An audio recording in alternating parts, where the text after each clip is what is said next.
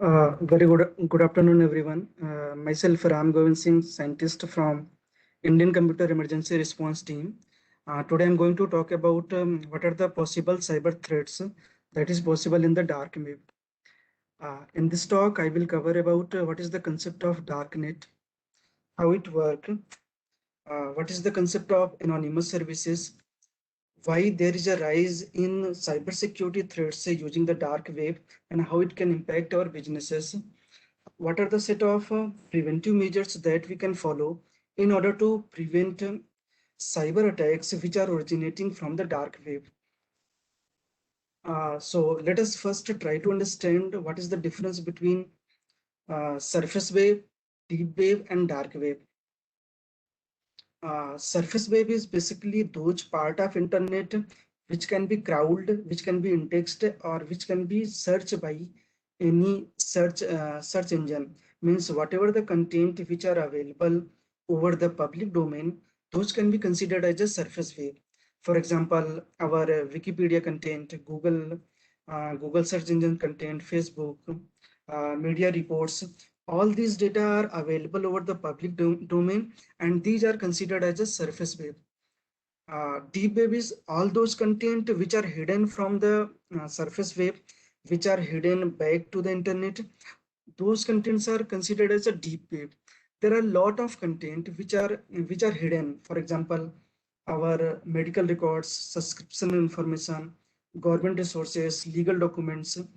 All these data are not available in the public domain, and it is estimated that size of these data are much higher than the data which is available in the public domain. So out of these deep web data, a subset is considered as a dark web. Dark web is basically the collection of .onion websites which are used for different purposes. There are some good purposes as well as there are some bad purposes. So we are going to talk about the dark web and the darknet. So the the the topic upon which this entire the concept of darknet is based upon is based upon two fundamental property. One is called as privacy, and the another one is called as anonymity. So what is the privacy? Privacy is defined as it is the right of individuals to have control over how much personal information should be collected and used. From the perspective of individual users, the goal of individual user is their personal information should be collected as minimum as possible, because personal information means any information which is related to a user. It can be our Aadhaar card, PAN card, mobile number, email ID. So the goal of user is their personal information should be collected as minimum as possible. On the other side, the goal of service provider is they wants to collect the maximum data as possible. There are multiple purposes why they are collecting such data. For example, they are using it for monetary purposes, they are using it for business purposes, or even they are selling this data and earning money. So service provider is collecting a lot of data while the user wants to achieve the maximum level of privacy. The role of data privacy becomes more important after the introduction of latest bill like the bill of GDPR or the bill of Indian Personal Data Protection Bill. After introduction of these bill, the data privacy becomes more important. The another property is anonymity. What is the meaning of anonymity here? If I am accessing the internet, my identity should not be revealed to any third party. Third party can be like whoever is observing my connection, my internet use. They should not able to identify which user is interacting with the internet.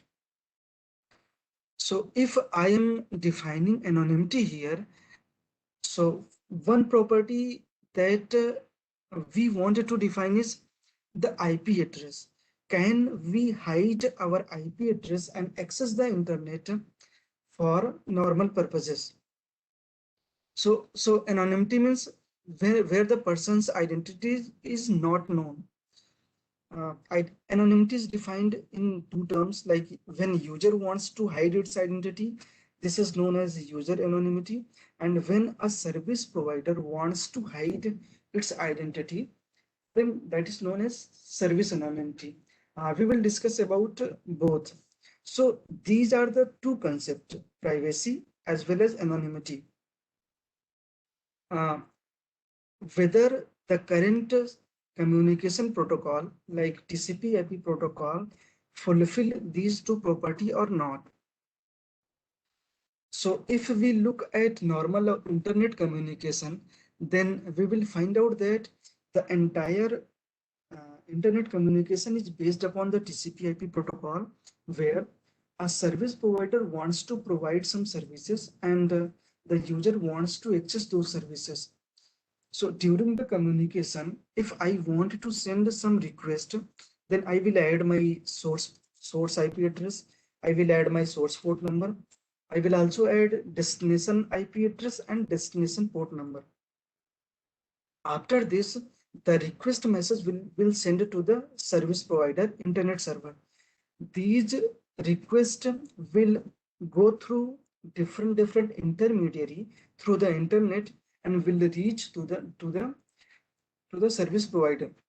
Now, it's entirely depend upon the service provider whether it wants to reply back or not.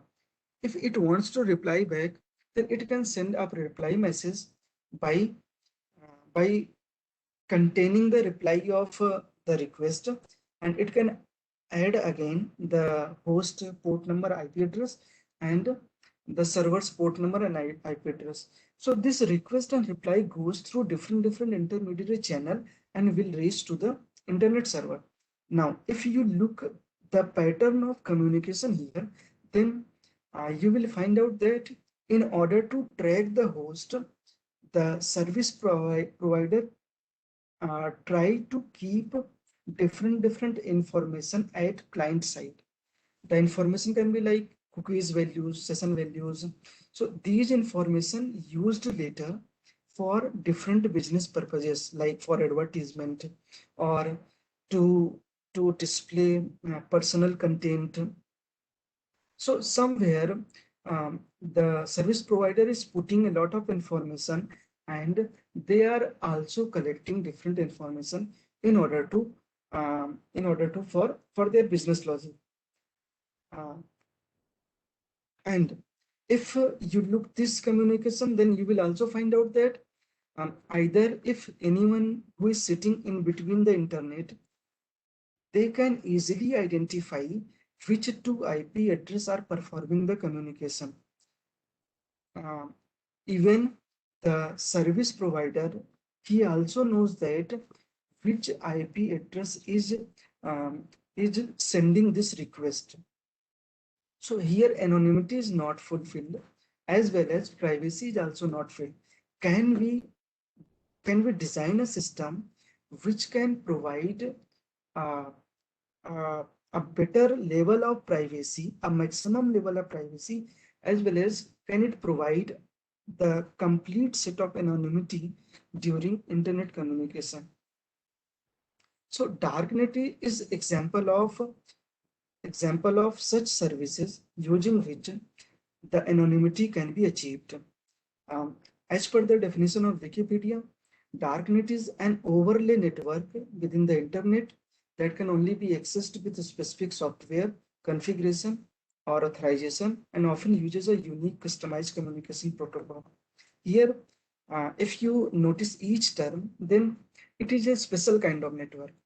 The special kind of network means the network which is known as the overlay network, which is created on the top of TCP/IP layer protocol. Means it does not need any specific kind of hardware in order to create such a network. Now, the second thing is uh, to access such a network, we need a specific set of software, we need a specific set of configuration mechanism, and a unique customized communication protocol. Now, what is the dark web? Dark web is the set of websites which exist over the darknet. So why this concept has been created and what are the positive side of such a network? So the history of darknet started from 1970s itself, when darknet was a very common term. It was normally referred as those part of internet which was isolated from the mainstream of ARPANET for security purposes. So those content of the internet which was not the part of ARPANET was considered as a darknet. But later US Department of Defense has started developing a project. The goal of this project was uh, their communication should be secret. Their communication should be encrypted and anonymized in such a way that they can prevent uh, sensitive communication from the US spies. Their aim was that the secret network should not be known and should not be accessible to ordinary internet surfer. But this idea could not stand, and and later the Department of Defense has withdrawn from this project, but many of the research community has started realizing the potential of this idea, and they started developing an independent darknet project. The goal of this project was they should provide uh, the anonymity and privacy to the internet users. There has been a lot of various argument has been given by different internet community why individuals really need these two property. A lot of positive um, examples that has been provided by the research community, like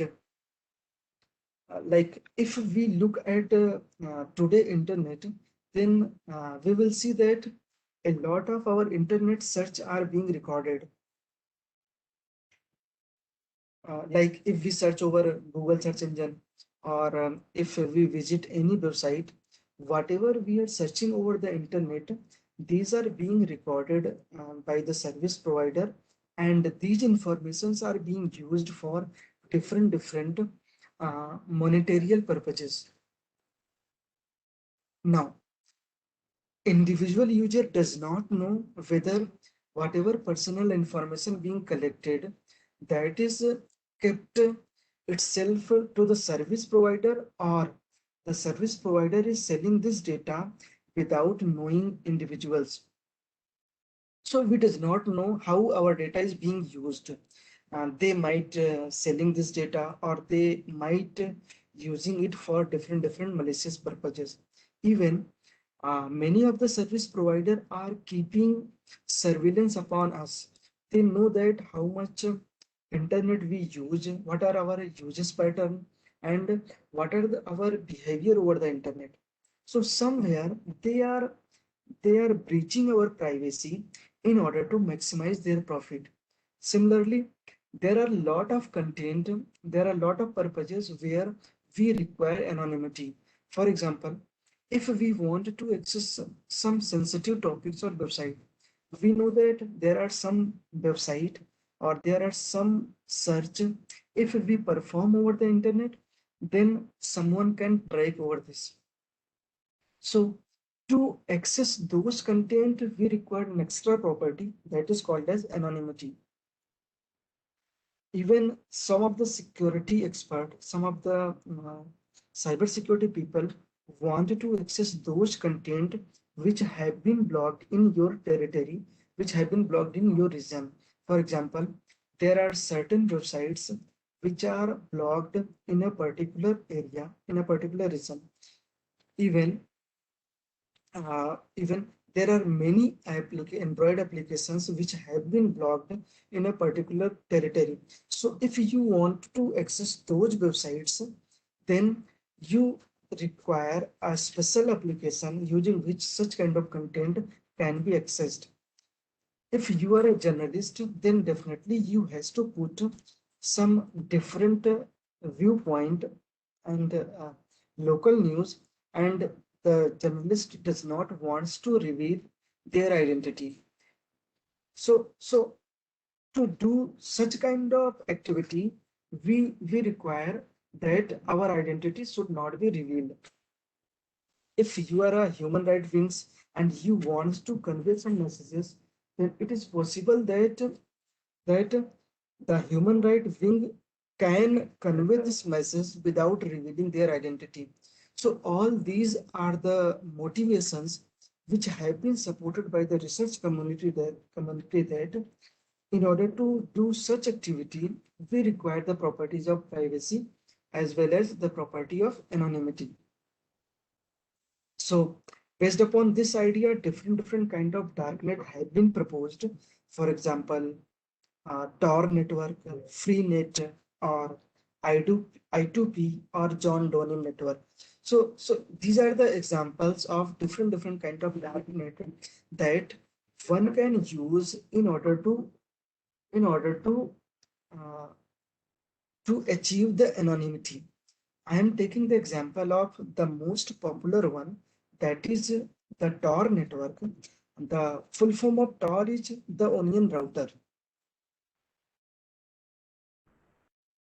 Now, so I'm going to explain about how this Tor network work and whether it completes the original goal of uh, the positive side of motivation of uh, the anonymity or not, and why different kind of cyber criminals are using this network for different malicious activities.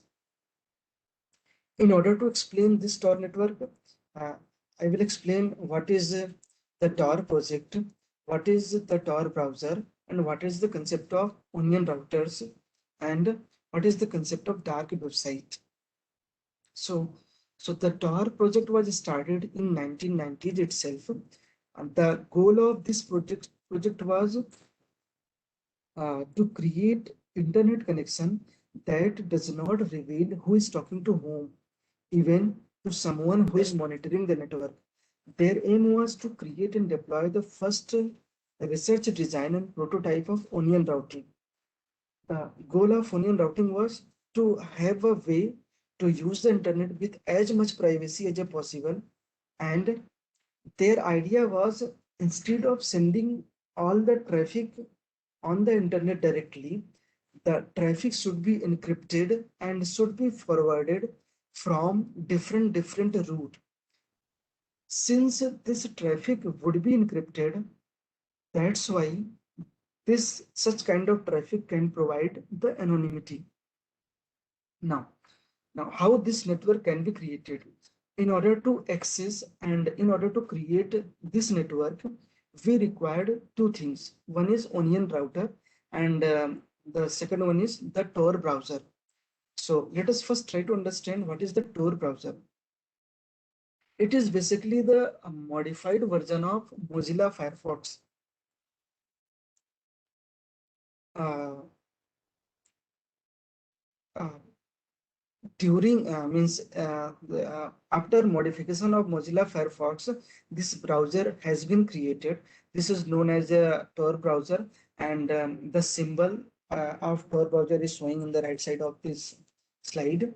So this does not contain any script, and in order to establish the communication, it always uses HTTPS connection.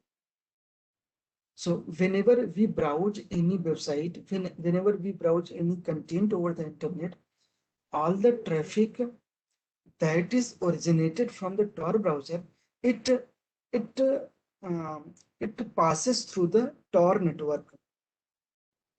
One of the special quality of this browser is whenever we terminate any session, this browser deletes all the sensitive data such as our connection information, cookies, values, browsing history.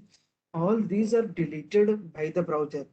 Um, because of it does not upon the termination of session, it does not contain any sensitive information.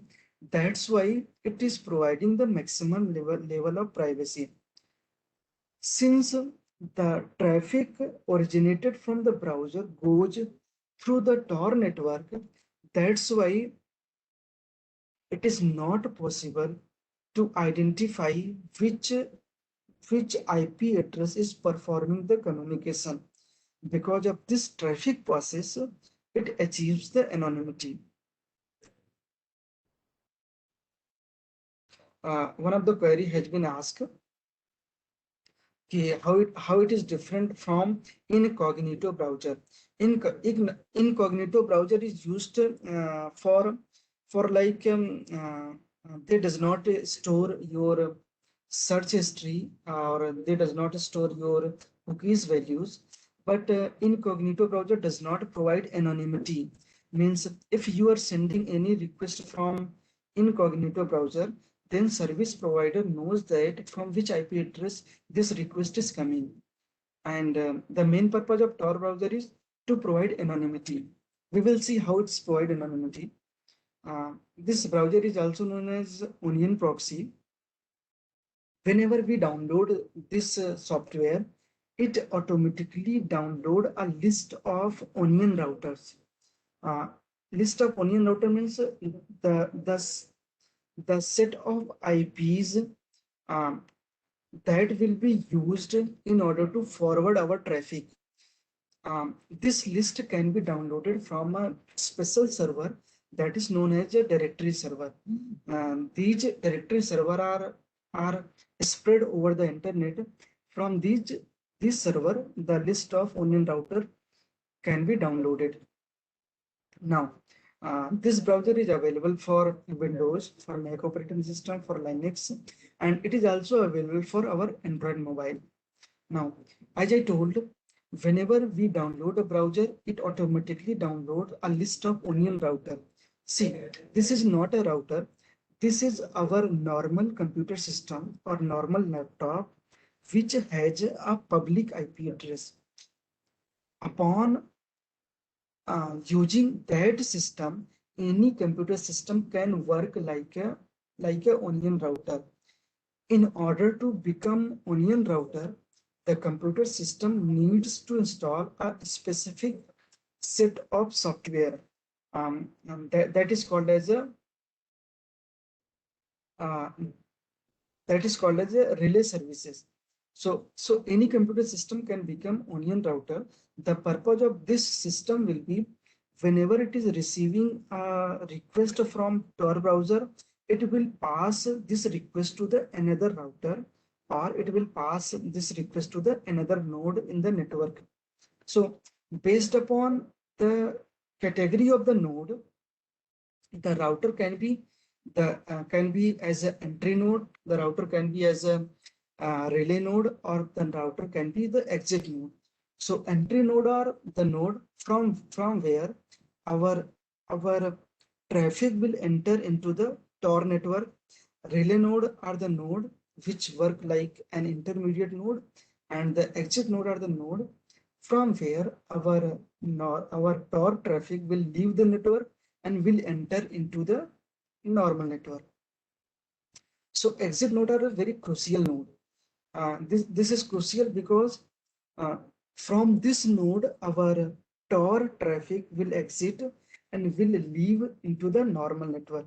So whenever any computer system wants to become exit node, it has to define what are the services it is going to provide. For example, the exit node can announce that I'm going to provide the service for file transfer, or I'm going to I'm going to provide the service for website website access. So exit node has to announce which kind of services they are going to provide, so that whenever a browser is selecting exit node, it can decide which node it has to select. So whenever a router wants to become a node, a onion router, it can send its its IP address as well as other information to the directory server. For example, it can send its ID, IDS information, IP address, bandwidth, and exit policy to the directory server. Directory server can note down that this onion router is active and wants to provide the service. Now, to design this network, there are a lot of cryptography involved. Using those cryptography, this network is basically created. For example, this uh, every onion router uses a special key that is known as identification key. The identification key is used to register uh, an onion router to the directory server.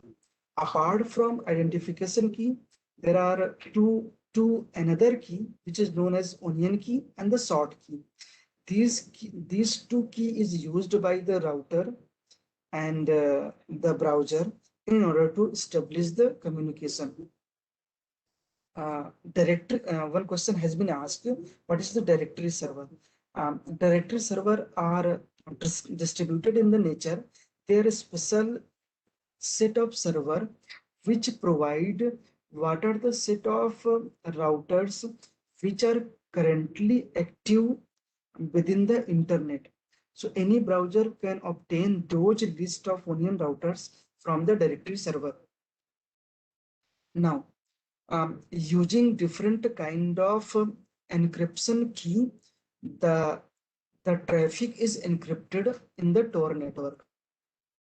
Here I am showing the simple example of how this route is being created and how the data is being transferred over the Tor network.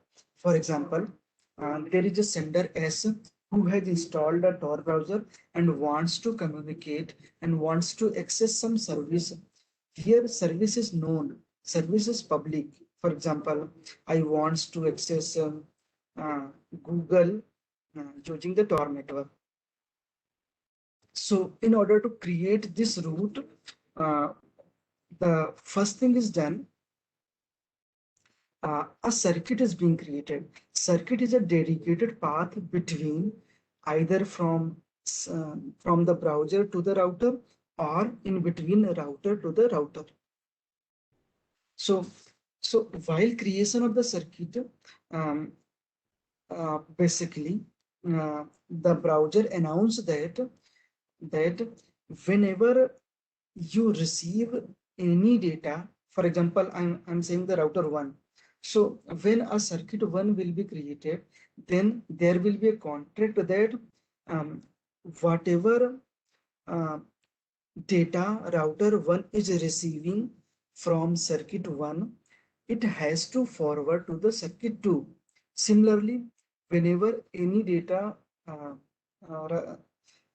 router 1 is receiving from circuit 2, the router 1 knows that I have to forward to the circuit 1.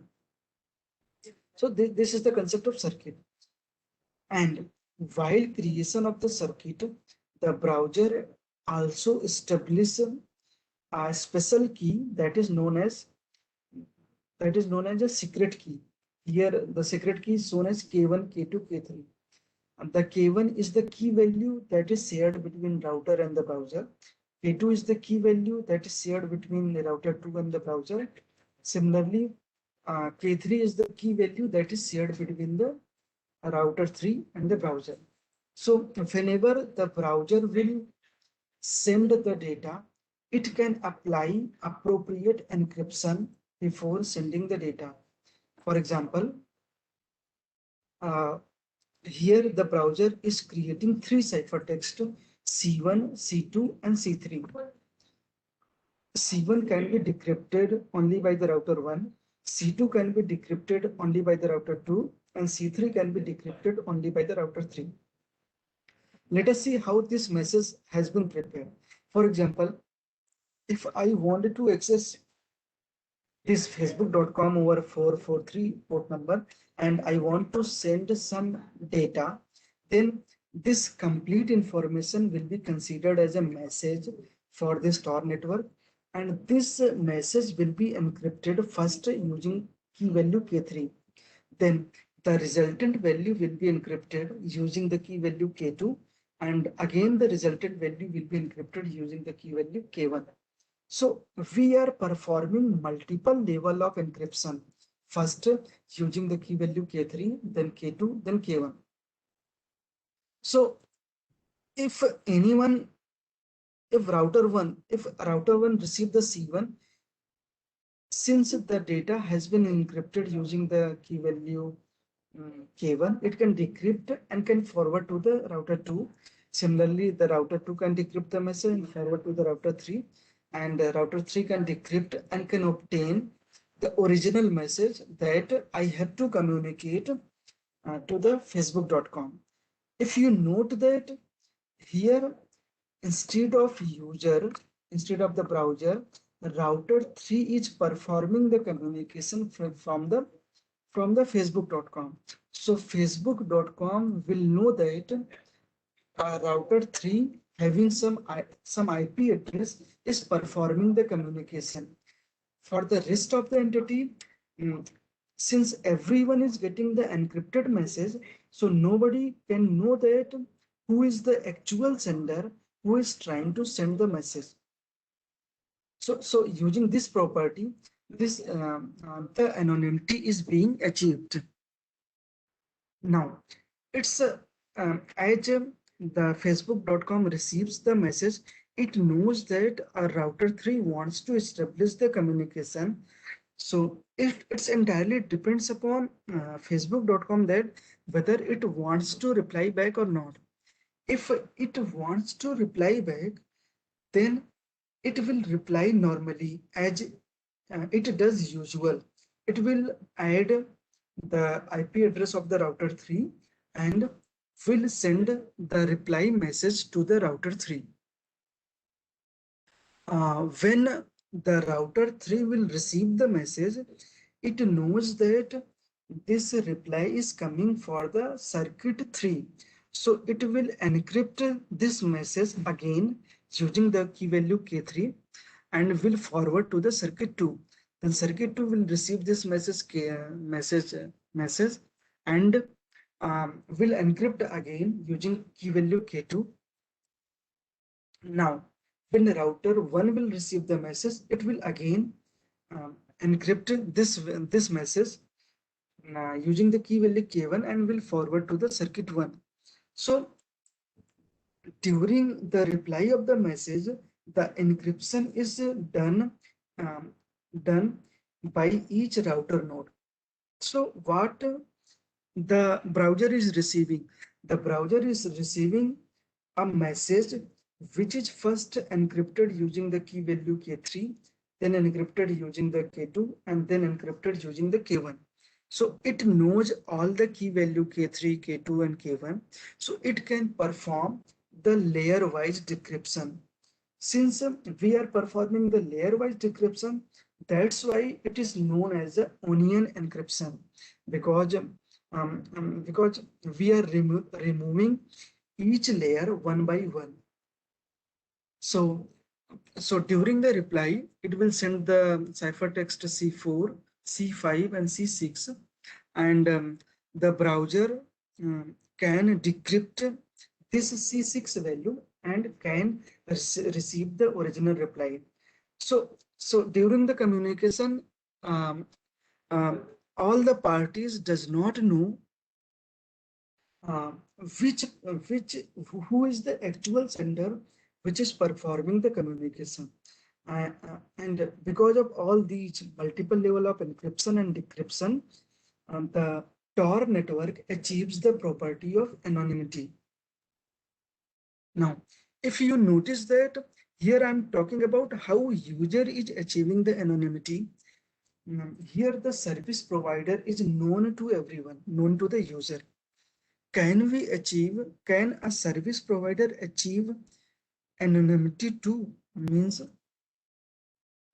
can a service provider provides a service without disclosing their identity? Such concept is called as a dark web or dark website, or It is also known as anonymous services or hidden services. This is the concept where if uh, if we look at the normal internet communication, then we know that these are the IP address of facebook.com, these are the IP address of google.com. But in the dark web, in the dark website, the service provider wants to hide its IP address. How it's achieved? The dark website is created and having the suffix of .onion. Means if anybody wants to provide the dark website services, then he can create a .onion website using using using the .onion website. So as of now, there are a lot of websites exist which are providing hidden services using the .onion domain. So how the people know about this dark onion website? So the creator of this dark website, they announce their services using different media channel. For example, sometimes they announce from Twitter, sometimes they announce from Facebook, or sometimes they uses the paste media channel and announce that this dark website have been created for this purpose. So anybody who is interested can know those website and can access using the special kind of software, that is Tor browser. So in order to access those website, you require the specific software, that is Tor browser. In order to hide their IP address, the service provider continuously trying to change their IP address so that this should not be identified by the law enforcement agencies. Let us see how this service can be created. Like if if there is a person who is known as a Bob and he wants to create a dark website. This website should not be known to the to the to the individuals. So for this, he will follow certain set of stages in order to create a dark website. First of all, he will select, he will generate their public key and private key, that is denoted as a PK of B and PR of B. Using this public key and private key, he will generate a .onion address. For example, he can pass their public key to a hash function and can obtain a .onion address. Since we know that this hash function is a standard one-way function, then it will generate a unique onion address for the website. After generating the domain of this website, this this service provider will try to register their domain name to the directory server. So directory server will register a new website which came into the dark web. So in order to register the website, what the service provider does, it includes the domain name .onion, as well as it will select a multiple IP address that is known as a IPO, IP1, IP2 and IP3. These are the IP address which is announced by the service provider that if anybody wants to access my service, then these IP address can be used. So if a user wants to access a dark website, then what it does, it contacts to the directory server and can find out what are the corresponding IP address that belongs to a domain name xyz.onion. Now, in order to communicate with dark website, there are a special set of stages that have been used. For example, if Alice wants to access a dark website, then it will select a rendezvous point. This is a special point which will be used in order to establish the circuit, and the request will be sent to the service provider. Now, service provider, if it wants to reply back, then it can reply back. We can easily understand it by a diagram. Here, if you see this diagram, then then in stage one, the service provider is selected an IPO, and in stage two, they have selected a directory server. In stage three, the client obtains the IP address of a domain name from a directory server. Now, in stage four, the client select an RPO point, rendezvous point 4.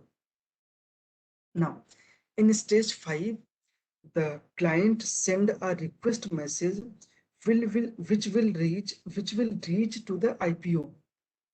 Now, IPO knows that if I'm getting any request, then I have to forward this to the service provider. So IPO forward this request to the service provider, which is hidden server. Now, if anyone who is sitting in between all these paths, then it can know that some request is going on. But but it's entirely depend upon the service provider whether it wants to reply back or not. So during the reply, the service provider select a different path. This path is shown as the 6-number path. So for reply, this uses a different path. So no one can synchronize whether this reply is for the same request or not. So this reply will go through the path 6 and will reach to the RPO. RPO is a well known node which is defined by the client, by the browser. So the browser if the RPO receives any request, then RPO will directly forward this request to the browser node. So using such mechanism, the service provider can provide the service of a dark website. As I told earlier that there are a lot of different good reasons that has been shared by the research community that for these good causes, the dark website or the dark web can be used. But since we know that anonymity is a good property as well as it is also a very bad property. If anybody is getting chance that their identity will not be revealed, then definitely the criminals will use it for different malicious purposes. So so there are a lot of cyber attacks, there are a lot of criminal activities that is being performed using this dark web. So either you are an individual, either you are a law enforcement agencies, either you are a government department, or you are a company. So everyone is getting affected from the attacks which are originated from the dark web. For example, different kind of DDoS attacks, botnet attacks, and phishing attacks that is being performed by cyber attackers from the dark web, because attacker knows that if I launch a phishing attack, then my IP address will not revealed. The why the his IP address will not reveal? Because the traffic will forward from the Tor network, and for service provider only the identity of router 3 will reveal. So it knows that because of this loophole, he can successfully launch the attack without worrying of getting catch. So a lot of cyber attacks are being launched. One of the um, most popular cyber attacks which are being launched using the dark web is the data breach. We know that since 1 year, um, a lot of data breach are happening to the different sectors, and attackers is trying to the leaked data, attackers try to upload over the dark web. We know that if once our data has been leaked and it is uploaded to the dark web, then it is impossible to recover those data, and all our information can be lost. Within 1 year, there are multiple sectors like e-commerce, health sectors, or financial institutes. Everyone is getting somehow affected from the data breaches, and their their data is continuously being uploaded from the over the darknet. Um, what attacker does, they try to collect individuals informations like our email id, mobile number, medical reports. All these informations are being collected and uploaded to the darknet. Why this is a worrying situation?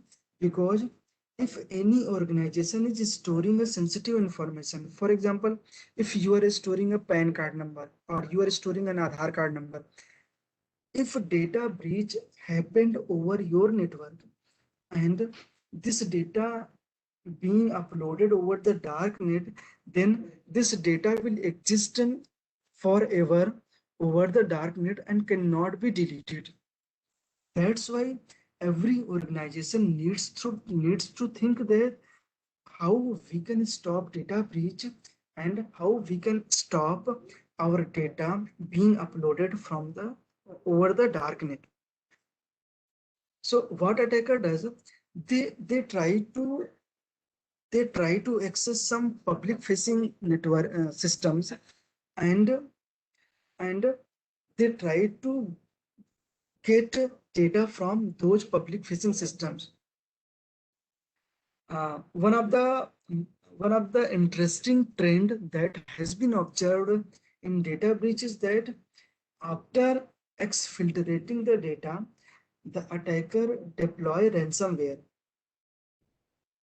This ransomware will encrypt the data, and the attacker will ask some ransom. If ransom is not paid, then they give warning to disclose this data to the public domain. So these are the very worrying situations. So why, first of all, we need to know that why data breaches are, what are the common causes of data breaches. So so we know that if we are not following best cyber security practices, then obviously there is a chance of data breaches. For example, if we have a security misconfiguration, our network is poorly configured, we have application level vulnerabilities, we are using weak default or stolen weak or default passwords, or our credential has been stolen, or we have some insider threat vulnerabilities. Because of these, the data breach can happen. So so the dark web is a worrying situation. So each organization need to think that they should follow the preventive measures so that the data breach should not occur within organization. And if any data breach is occurring, then then they should know that what set of action they need to follow in order to minimize the impact of the data breach. For example, they may follow that if any systems become compromised, then they should not turn off that systems, because turning off the system could result in the loss of crucial evidence which would be needed for the analysis and investigation of the incident. They can ensure that all the credential that is being used within the organization, that should be reset. There should not be uh, there should not be any default password or any password which has been used previously. They should also report this data breach to Indian Computer Emergency Response Team. If anyone noticed the data breach, they can report to our email ID incident@satin.org.in. They can also notify their customers whenever they notice the data breach, and they can ask to change their password etc. So these are the steps that organization can follow when data breach is occurring within the organization. Similarly, they can also follow um, set of different cybersecurity practices so that data breach or data leaks should not happen within the organization. Why? Because if once a data breach happens and our data went to the dark net, then uh, then definitely there will be a huge loss for the organization. So, what set of preventive measures an organization can follow? They can they should develop a proper incident response plan that the organization will follow in order to prevent or react about the incident. They should also define their chief information security officer so that if anyone is noticing a cyber attacks or data breach attacks, then anyone can contact them immediately and an immediate action can be taken regarding the breach. They should also classify what are category of their data, like what are their sensitive personal data, what is their critical personal data, and what are their personal data.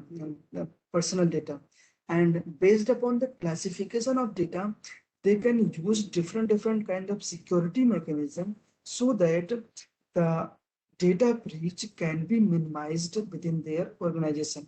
They can also enforce strong security policies like multi-factor authentication or strong password management services uh, for preventing data breaches. And if the organization is uses cloud services, then they should also ensure that the organization is implementing the best cybersecurity practices for cloud.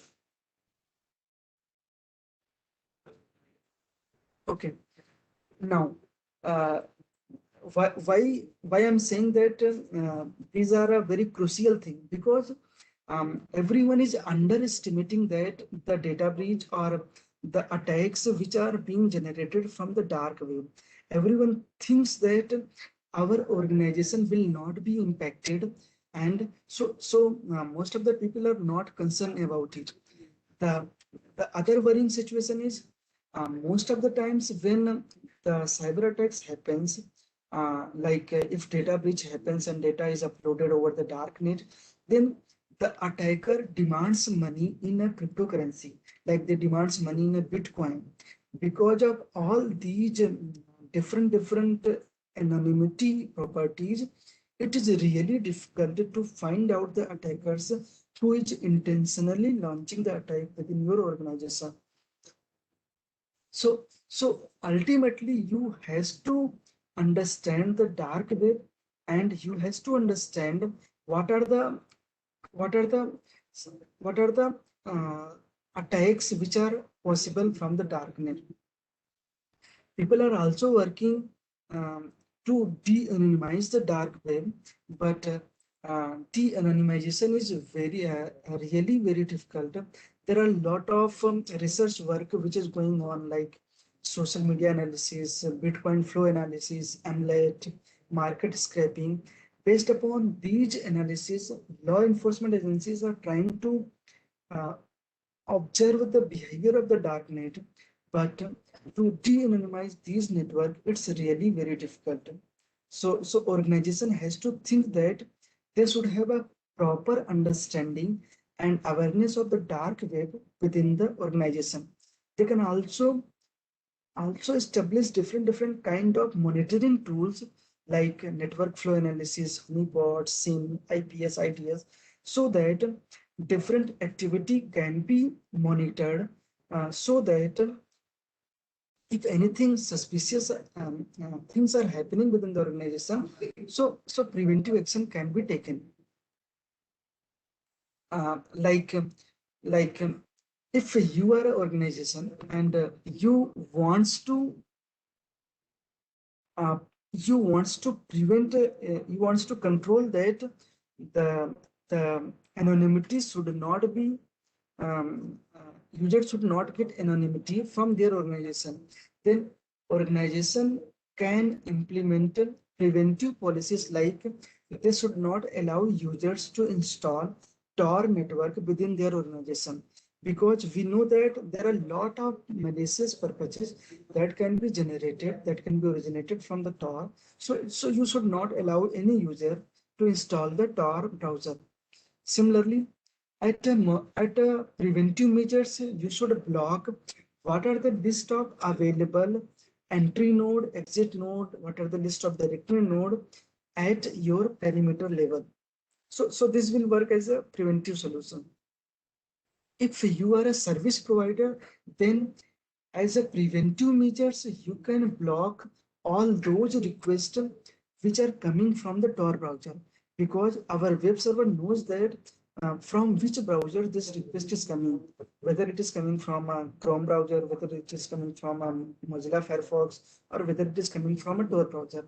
So as a safe side, we know that attack can be launched from a Tor browser.